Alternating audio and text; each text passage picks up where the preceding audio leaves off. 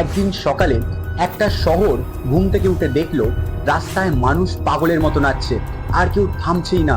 সময়টা 1518। স্ট্রাসবুর্গ শহর ততক্ষণ ভালো ছিল যতক্ষণ না এক মহিলা রাস্তায় এসে নাচতে শুরু করছে। প্রথমে মানুষ হাসলো, মজা নিল, কিন্তু কয়েক ঘন্টা পরও তিনি থামলেন না। পরের দিন আরো মানুষ যোগ দিল। এক সপ্তাহের মধ্যে পুরো শহর যেন একটা নাচের ফাঁদে আটকে পড়ল।